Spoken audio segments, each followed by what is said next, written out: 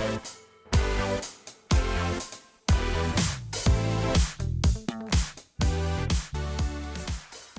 everybody, welcome to Previews and Reviews. We're your hosts today with a special guest host from Creature Movie Reviews. My name's Hayden. My name's Eric. I'm Brad.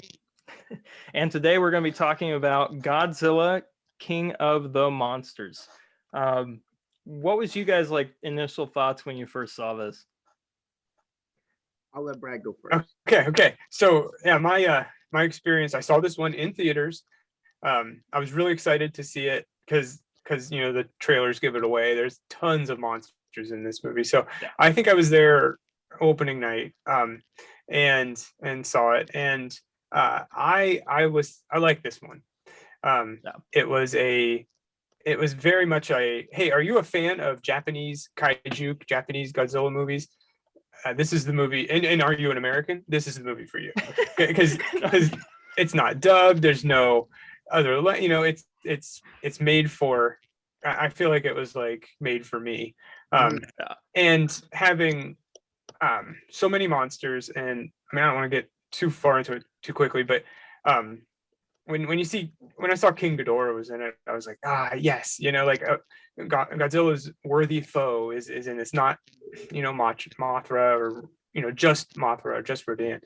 So I liked this. Of course, at the time, I went out of the theaters and was like, wow, that was great. But looking back, it's not a perfect movie, by any means. But it did get the ball rolling. It got a little bit more of the universe explained, and got things set up. I loved, just real quick here, I loved the fact that they had the oxygen destroyer in this. Yeah. And then I liked the idea of the whole orca device, because though on one hand it feels kind of Pacific Rim almost, except not as bad as Pacific Rim Uprising. I don't know, it had some plausibility to it if you're willing to suspend your disbelief, and it to me harkened back to just the kind of the ideas that Japan would come up with for their Godzilla movies. I mean, they would come up with goofy gadgets like that, and that would be the whole crux of the movie, is this one little thing compared to all these big monsters. And that's actually something I want to see, a MonsterVerse movie that takes place in this universe that has its focus is an original MonsterVerse monster, because they have plenty of original monsters now. I'd like to see them create their own kind of take the stage type of monster at some point. I don't know. I see what you mean. So I'm going to take you back to when the trailers were dropping. Yeah. Pure hype. And I still love this movie, but they did the complete opposite of what Godzilla 2014 did. It made you think it's going to be artsy. Oh, look at Mothra's wings coming to the waterfall. It's going to be artsy. Ooh. And then I saw it. I was like, this is a Godzilla movie. That's what this is. Which is great. I loved it still. I went in expecting the same vibe and same color palette and everything as 2014's. And I went out just as satisfied, despite the fact it wasn't. With all the action, the cinematography was, again, still really good. Even though I did miss, I wish we could have seen those monster fights with some shots from ground level, just to see Ghidorah. Yeah. I will say one of my favorite things, sorry to interject here. Oh, you're good.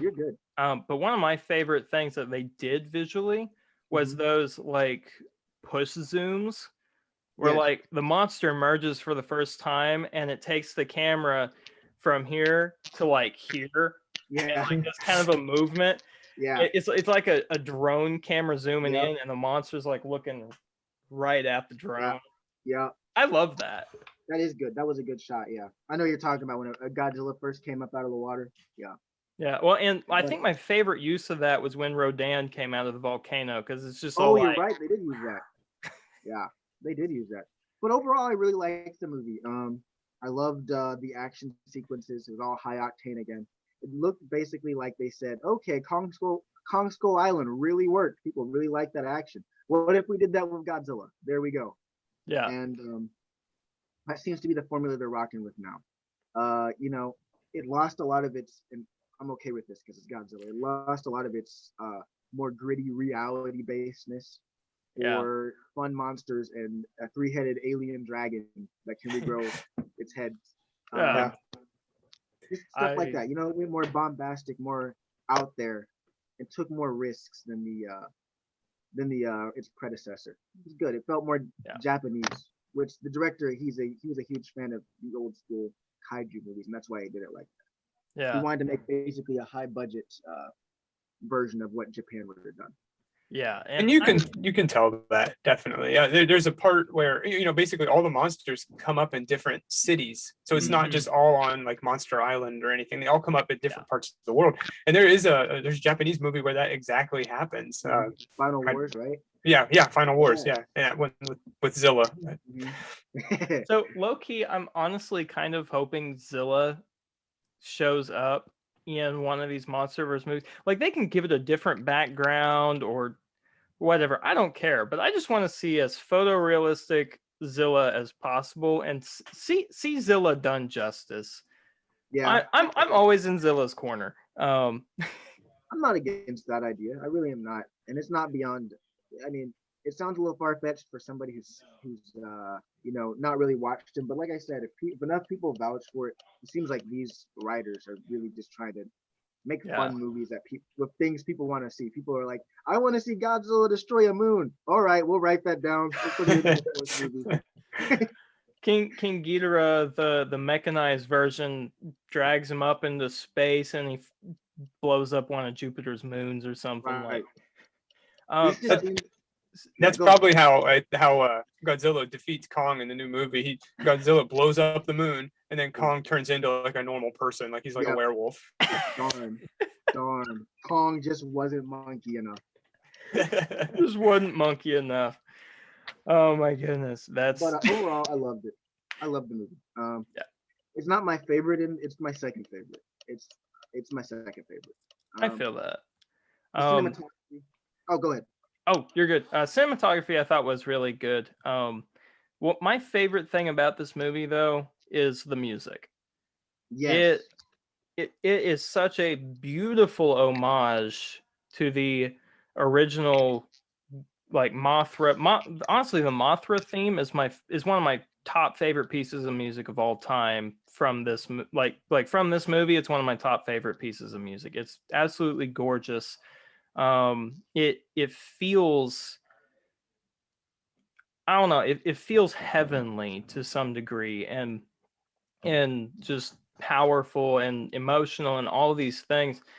And I mean, you should honestly like look up on YouTube like the versions of that song where they've like mixed in the original with this one where you've got like the fairies and stuff. And oh my gosh, it's just gorgeous.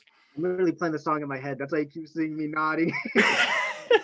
It's just oh, it's so beautiful. And then one of my other favorite musical moments, which like is just totally like super meta, is the end is at the credits where it's like the whoa, and it's got the song about Godzilla. Oh no, there goes Tokyo. Like I literally kind of cringed at that one. I'm not even gonna lie, but it was. Oh, it's super cringy. It's super cringy. I will totally admit to that. But at the same time, I absolutely loved that. Partly because it's so cringy. It's like it feels very Japanese. It feels like Japan would have like some kind of song at the end of it. It doesn't even fit the movie. Doesn't even fit the ending. But it was. Yeah, I see what you mean. Yeah. The musical, the composer is one of my favorite composers of all time, Barry McCreary. Yeah. He does the music for the God of War games. Have you ever played those? Either of you? I haven't. Great games, especially the fourth one. Great composer. Great. I was surprised to see his name on there because he is more of a. I was glad to see his name on there. He does a lot of smaller projects. It's not like John Williams or Danny Elfman or something. I was glad to see. Maybe he's a big fan. Got that idea. He did. You could tell there was a lot of passion behind the music he did in those. My favorite piece he did was Rodan because you just kind of feel that fiery fear, rage anytime that music's playing throughout that scene. Again, really high octane scene. Of course, requires really high octane music. Oh yeah. Mhm. I tried to get my mom to watch this one, and she was like, it's too all over the place. I can't watch it. I But get it. Yeah, I understand that. It is a bit yeah. like a lot happens. Yes, and let me tell you, the exposition in this movie, too much. Literally, I was sitting there with my friend. I went and saw it with a friend group. Were you there, Hayden, when we saw it? I don't remember. No, I went and saw it with my dad at the IMAX. We were laughing our whole row. I mean, it's meant to be like that. It's meant to be like, Yeah. it has its dumb parts, like in the old Japanese Godzilla movies. The villain has a whole PowerPoint presentation on her plan that she pulls up out of nowhere and begins explaining with background noises of the monsters and just things like, and we're like, where did she have time to make a PowerPoint? Right. That's very true, but they do that in every Toho Yep, Godzilla movie. Somebody's yep, out there with a projector, you know? exactly. Oh my goodness. Yeah, that and the most cringe moment of this movie for me is where someone's saying, "Oh my god," and then the other guy says, "Zilla." Yeah. I'm like, you really had to go there. Yeah, Right. I feel like the writer wrote that in and then was kind of like, I regret doing that, but they already filmed it, and they're like, okay, just put it in there. Like, you had to know. Even the actor was probably like, they're paying me how much? Okay, I'll do it. Like, And I mean, the thing is, if you're gonna have someone say "OMG" in a Godzilla movie, the joke is there. You're gonna Right. make it at least once. It's a thing, and I don't know. I mean, but yeah. So Brad, any like favorite moments from this movie? Anything that you just absolutely hated other than the Godzilla moment? um, yeah, I mean, well, favorite moments as far as a good moment. I mean, I really liked Rodan and that fire and just coming out of the Yeah. volcano and stuff. It was, I mean, for Rodan being a not a very formidable foe. I mean, Mhm. Godzilla could take him on, you know. And then Right. King Ghidorah being stuck in Antarctica, I think that was really cool. I mean, where else could a three-headed dragon, be that Mhm. wouldn't be noticed, Right. in Antarctica? But um, I thought it was fun. Yeah, it was a little cringeworthy at times, Yeah. but uh, Such as Godzilla. turn Yeah. it off, turn your brain off. Yeah, have some fun. Yeah. What do you expect? Makes sense. Yeah. Um, I forgot the original question. Like a favorite moment or a moment you just absolutely hated. Oh, there's nothing I hate about that movie. Yeah. At worst, there's just moments that are something that you've already seen before in another movie. That's the worst that movie gets. Yeah. I think the highlight of the movie is probably just any time the power that Godzilla conveys in that movie, whether it just be from the composition of the music or an action that he's doing throughout, is just that's always a highlight. Like that, for example, Godzilla does absolutely nothing in this scene. That scene where he emerges from the ice in Mhm. Antarctica and it just plays that super powerful music, and you're like, oh, it's gonna go down now, and they're just standing there. That's a highlight. Just stuff like that. Yeah. They did a really good job at conveying. All right, we have all these boss monsters that can kick butt, but we got the king of the monsters right here. So, Yeah. did a good job of that. Oh my gosh, there's so many moments from this film that I'm just like, can we screenshot this and make it a screensaver somewhere? Because it's gorgeous. It's probably the most beautiful in terms of visually, probably the most beautiful monster movie that will have ever been made.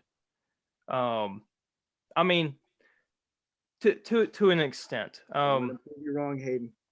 You don't think I'm wrong? I said, don't let them prove you wrong. Don't let them prove you wrong next week, Hayden. That's all I'm saying. That's right. You know what? If they do, kudos to them. Right. Because I mean, they've set a very high bar for themselves, which is what I was gonna say. My one complaint with this movie, just in terms of franchise wise, is I feel like they've made these out of order. I feel like Godzilla versus Kong, it would have made sense to take place first, Yeah, I but agree. I mean, because like you have King of the Monsters, this massive highlight of a movie, um, I mean, literally disaster all over the globe. You have entire states flooded, Mhm. you know, like that kind of stuff. And this awesome battle with Ghidorah. And then you're like, all right, next movie, giant lizard versus giant monkey. Let's go. Monkey. Monkey. Yeah. But I agree with you. The only reason maybe that they're doing it this way is I'm pretty sure Skull Island is going to become Monster Island. I'm pretty sure that's the plan. And I'm Yeah. pretty sure they're going to franchise out from there. They have this big Godzilla versus Kong. Everybody's going to go see it. They're going to make a bunch of money, and then they can franchise out, and people will be interested. And Yeah, same I with, could see that. that's the only reason I can think. Not. I think they went by their wallets, not by a story. By the way of story. Yeah, that makes sense. And what else Uh, do you expect Hollywood to do? They're Right. if it sells, it's gonna Right. make more. But yeah, I like that idea of Skull Island being the new Monster Island. It's pretty much the only place that it can be. Yeah. Yeah. I mean, if they created a new Monster Island, it wouldn't make a lot of sense. Right. It really wouldn't. That being said, do you guys think that this is the end for? I know this No. is kind of getting off track for, Godzilla King of the Monsters, but do you think that Godzilla versus Kong is going to be the end of like Kong or Godzilla or both? No, Yeah, I no. don't think so at all. I think that this is the movie. This is the way they're selling this movie. If you watch the trailers, they're selling it as this movie could be everybody's jumping off point into the franchise. They don't have to watch Kong versus Godzilla, or they don't have to watch Kong Skull Island, any of those. You can start with Kong versus Godzilla, and from there, in the trailer, they already explain like everything. The world's been taken over by monsters. People are hiding out in different pockets of humanity. There's still cities left and stuff. We need Kong. The world needs him. They say that in every single trailer, and it drives me insane. I want them to stop saying that. I literally commented on the trailer when it first came out on one of the TV spots. I was like, if they say Kong, if the world needs Kong one more time, I'm gonna lose my mind. And then somebody responded that, and I was just like, That's hilarious. yeah, So I know you are Team Godzilla, Eric. of course. No Brad, what team. what are you? Team Godzilla, Team Kong? I mean, it's Godzilla. It's got to be. I mean, even after watching Skull Island and stuff, and it's. I hate to, I want somebody to disagree with me, but it's Godzilla. I It's mean, Godzilla. yeah. I honestly, logically, I have to agree with you. I think if it was a real world fight between their version of Kong and their version of Godzilla, Godzilla would hand them his butt hands down. Mhm. But because it's a movie and because people empathize with, primates so much. I mean, you see it in the trailers. They are already pushing for you to be on Team Kong. But I think I think what they're going to pull is going. I think they're gonna let Godzilla win, but I think what they're gonna pull is a Rocky Balboa, the first one. They're gonna basically make Kong not win, but he's gonna give Godzilla such a fight for that crown that you're gonna respect him by the end of the movie. And so is Godzilla. Godzilla's gonna be like, all right, this guy, he's a G. I'm out. Yeah. Yeah, I think that's honestly the best theory I have heard. Yeah, and that's what I would like to see. I'd like to see a fight. I wouldn't like to see a massacre. Clearly, Yeah. Mhm. Team Monkey deserves a dub sometimes, but Godzilla's got to win it. I mean, the last movie they called him King of the Monsters, and they're gonna take it away in the next one. Yeah. I doubt it. No. So going back to Godzilla King of the Monsters, Yeah. in a previous video, you were kind of talking about how this movie, King of the Monsters, doesn't really have the destruction level. And I agree as far as Godzilla goes, but I think as far as the other animals or the other kaiju go, they I think they did a good job. When Rodan flies, the buildings are all destroyed beneath it, and Ghidorah, although I mean, just surrounding King Ghidorah is hurricanes and tornadoes and everything. So we may not see it, but we may not see like a tsunami come, and by the time we see DC, it's destroyed, and stuff. Yeah. But there's definitely a threat that these monsters have, Right. and that is, I mean, yeah, if you had a huge bird, it's gonna knock some buildings over. Yeah. Just imagine. I mean, It's it's already bad enough when birds fly over your car and poop. Imagine Rodan Oh, flying geez. over a highway, and oh my goodness, That's what would be on your tombstone, right. killed by bird poop. killed by Right. bird poop. Yeah. I So couldn't imagine how scary it would be just chilling, walking in Central Park. Giant bird lands and just starts pecking you guys like ants. oh my god, is it bad? I kind of want to see this in a movie now. Ooh, Well, hey, so we're running out of record time here. yeah. But thank you all for watching. This has been previews and We reviews didn't give our with popcorn. We Creature didn't. movie reviews, huh? Hey, we didn't give our popcorn buckets or film reels yet. Thank you. I can't tell you how many times I've recorded and then went and edited and like, oh man, I got to record another segment. Right. So Brad, Yeah. popcorn buckets. Yeah, so real quick, it is an entertaining film. I'll just do them all both since we're running out of time. Yeah. It's a 5 out of 5 for entertainment. For popcorn buckets, it's there. Cinematography is lower. I'm gonna go with 3.5. But it's still really good. It's still, I mean, it's not like it's a 0 or a 1. Yeah. These are still fantastic. But entertainment, it's great. But it just has a little bit of a look that's, I mean, at least you can see what's going on. But Right. Yeah. it's just, it could have been a little better. Mhm. And I'll match Brad on that with a 5 for entertainment and a 3.5 for film reels. It wasn't meant to be a film. It was meant to be a popcorn fun movie. It Yeah. delivered. I got to agree with both of you across the board on that. 5 out of 5 popcorn buckets, 3.5 in terms of, film quality. Maturity rating, I'd let my kids watch this. Yeah. I mean, the language is barely there. There's really not a lot of violence. A lot of it's like off screen, or they were vaporized in the dust that's already stirred up, or that kind of stuff. So yeah. But anyways, this has been previews and reviews. Be sure that you're subscribed, because we're going to be, same day doing a review of Godzilla versus Kong. We're going to get that out to you guys as soon as possible on the day of. And also be sure to check out Creature Movie Reviews. I'm going to have a link for them at the end of the video and down in the description below. They do all sorts of monster movies. Definitely go check out their channel. There's several movies that he's posted about that I'm like, why have I not seen this? I mean, even though it's a B movie, like some of those still look really good, and some of them actually look like they had some heart and thought put into them. Definitely worth a watch. But anyways, this has been previews and reviews. We've been your hosts, Hayden Smalley. Eric? I'm Brad. And God bless. We'll see you guys for Godzilla versus Kong. Have a great one.